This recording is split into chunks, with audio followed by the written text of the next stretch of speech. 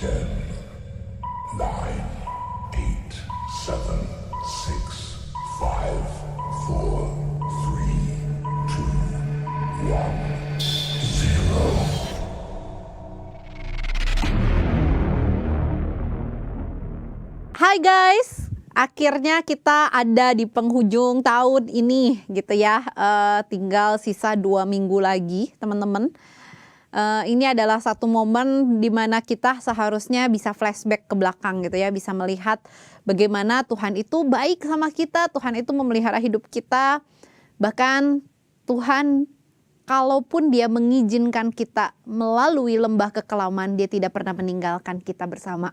Teman-teman, ini sekali lagi mengingatkan kita bahwa Tuhan itu selalu bersama dengan kita. Be with you and me. Guys, kita hari ini sama-sama akan mengambil waktu, mengambil momen bersama lagi untuk kembali merenungkan firman Tuhan, untuk kembali merefleksikan hidup kita di hadapan Tuhan.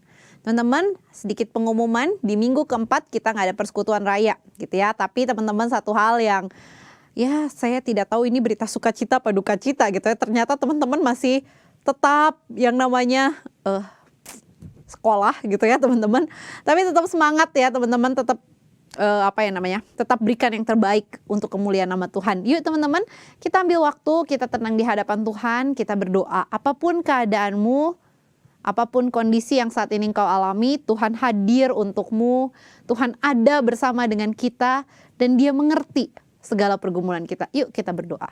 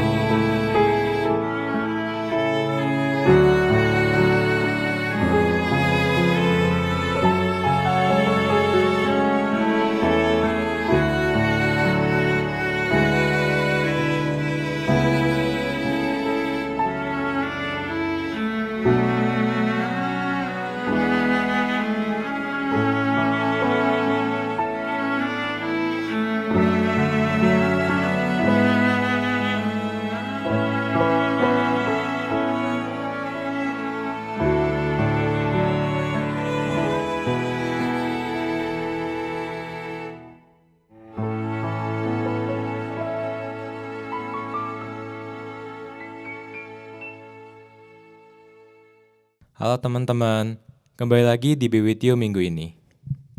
Teman-teman, mari kita sediakan waktu sejenak untuk datang ke hadirat Tuhan. Teman-teman, sekarang ini mungkin ada dari kita yang sedang mengalami beberapa masalah dan pusing ataupun stres menghadapinya.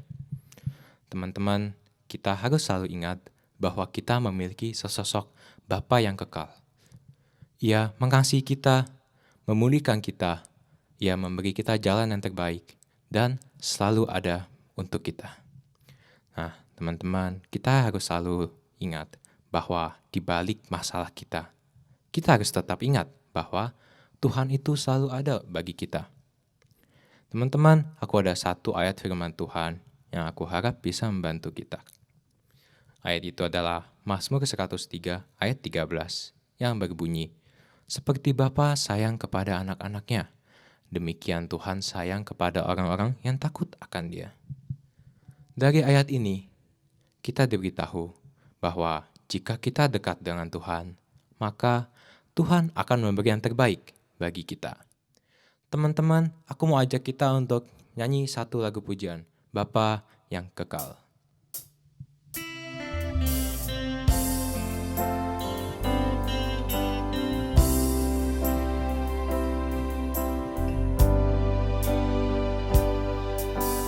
Kasih yang sempurna telah kulihat darimu, bukan hanya kebaikanku, hanya oleh kasih karuniamu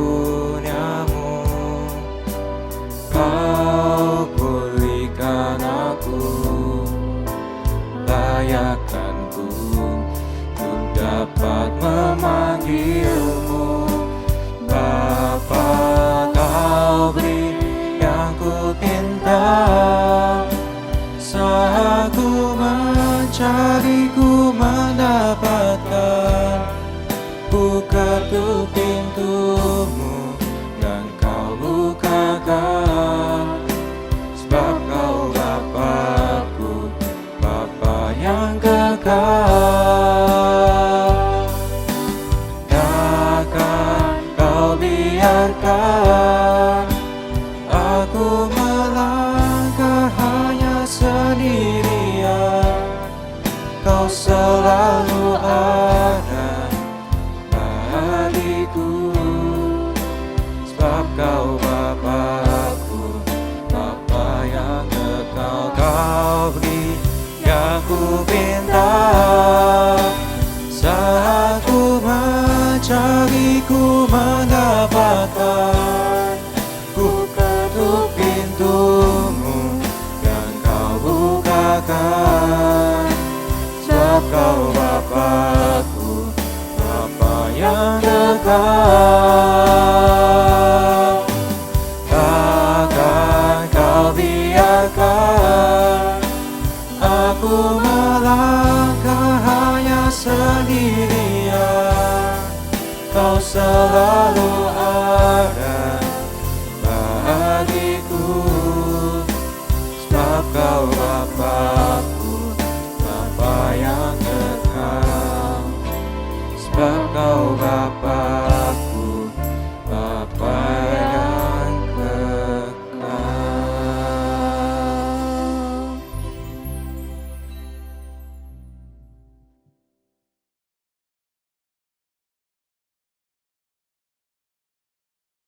Tuhan, kami mengucap syukur kalau kami boleh kembali lagi datang di hadapan Tuhan.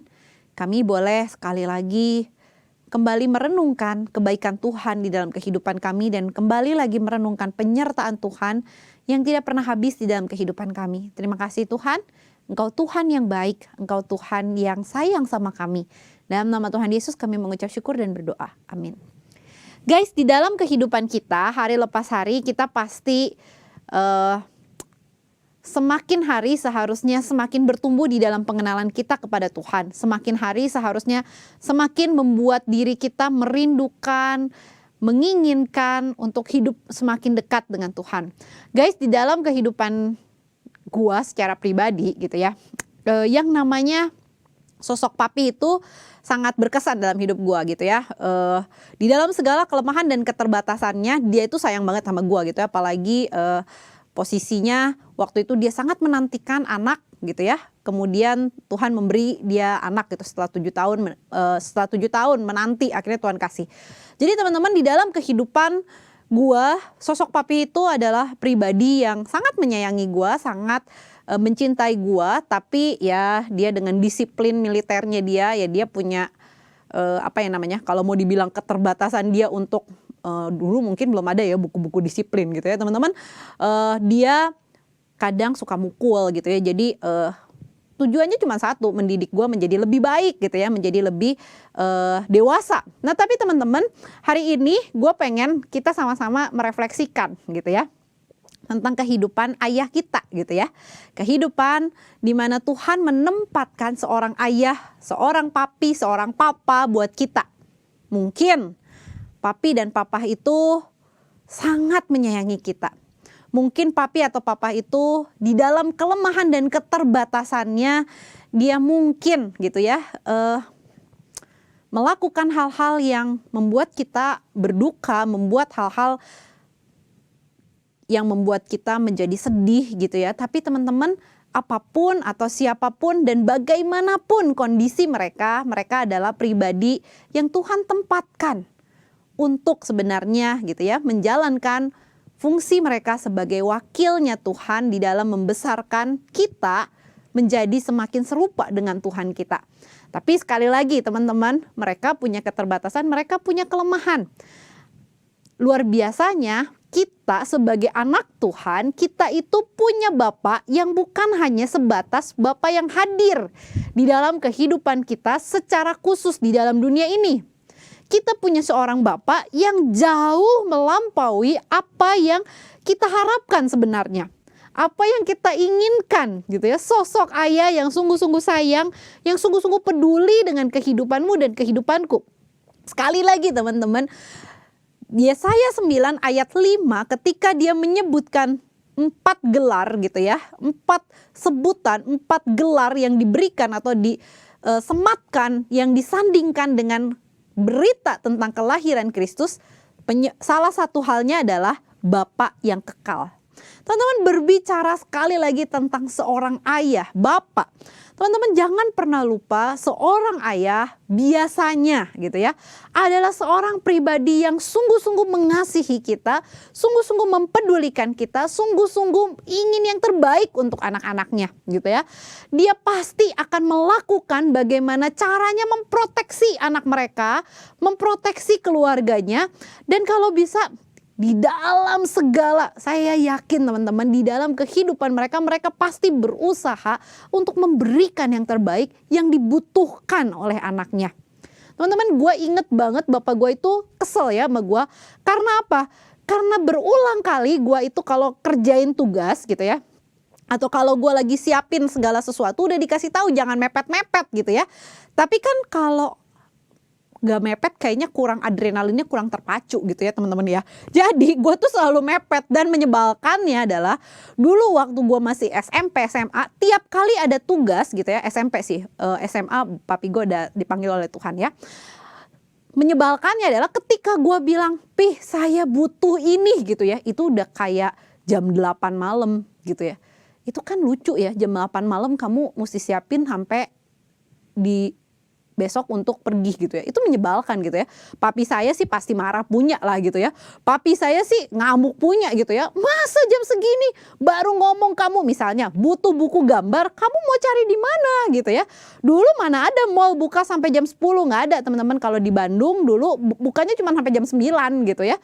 Dan itu juga dulu mallnya cuma 1 apa 2 gitu, dan itu jauh gitu ya. Gue di selatan, mallnya ada di utara gitu ya. Nah teman-teman, itu kan aneh banget gitu ya. Tapi sekali lagi teman-teman, papi gue akan melakukan yang terbaik. Papi gue akan berusaha gitu ya untuk memenuhi kebutuhan anaknya. Meskipun hujan gitu ya, meskipun dia cuma bisa naik motor gitu saat itu, dia cari itu yang namanya buku gambar.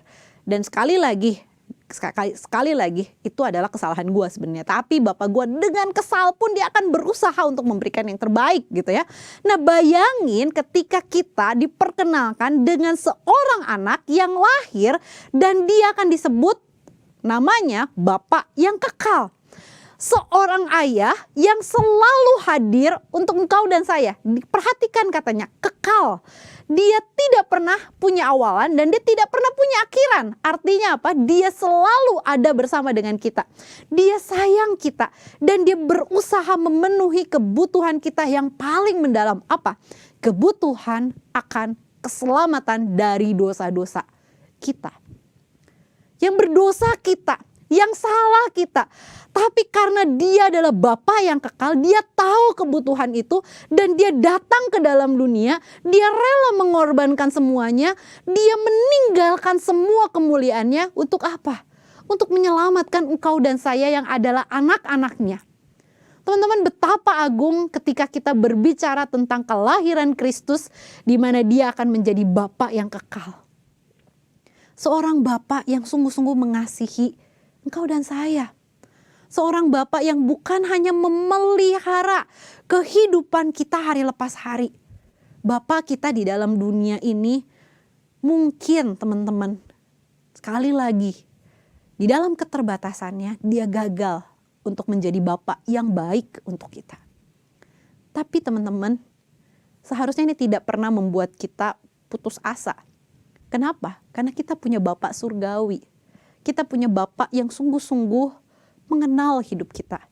Dia mempedulikan engkau dan saya. Teman-teman, ketika papi gue dipanggil pulang ya sama Tuhan kelas 3 SMP, teman-teman gue bingung gitu ya. Tapi satu hal, firman Tuhan mengingatkan bahwa gue punya Bapa di surga yang tahu kebutuhan hidup harian gue. Dan Tuhan mencukupkan kebutuhan harian hidup gue. Dan apalagi kita saat ini ketika kita diperkenalkan dengan Kristus yang lahir ke dalam dunia ini sebagai Bapa yang kekal.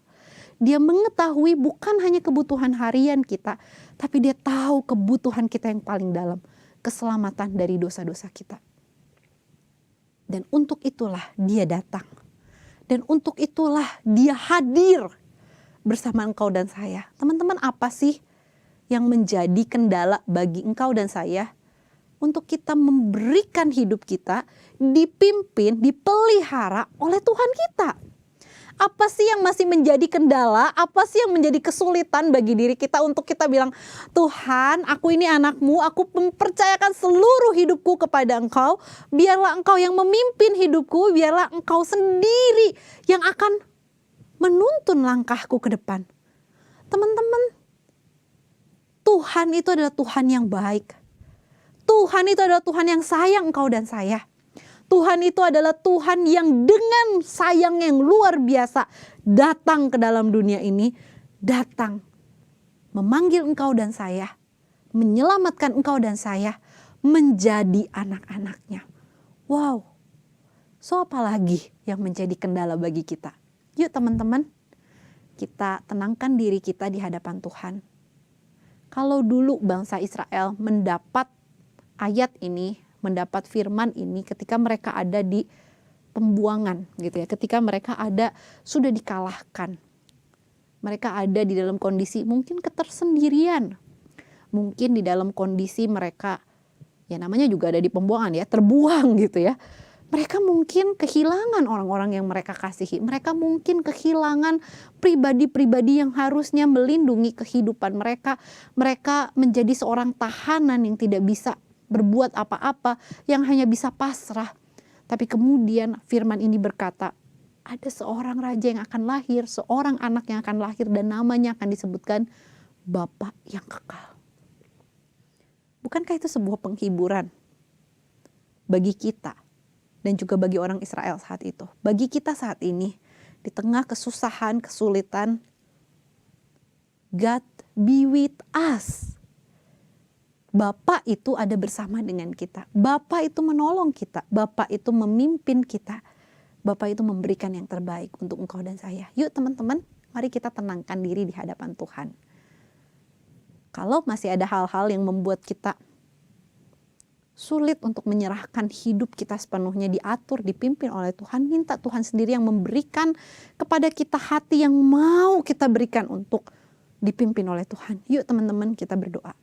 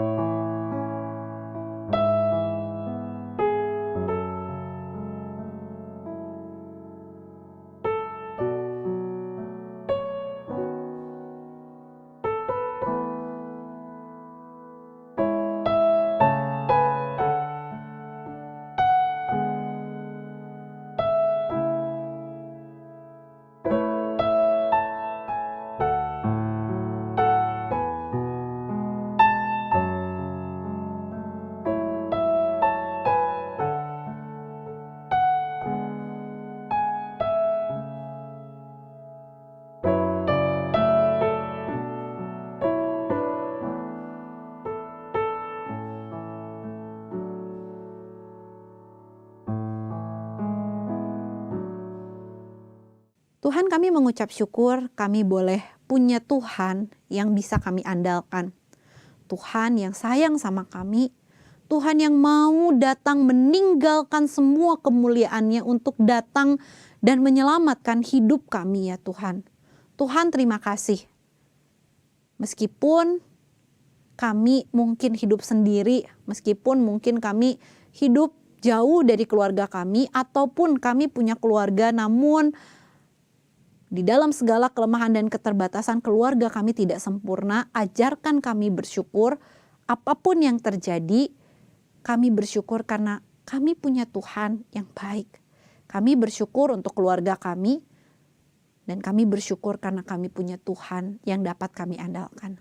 Terima kasih Tuhan, mampukan kami untuk terus berjalan bersama dengan Tuhan. Di dalam nama Tuhan Yesus, kami mengucap syukur dan berdoa. Amin.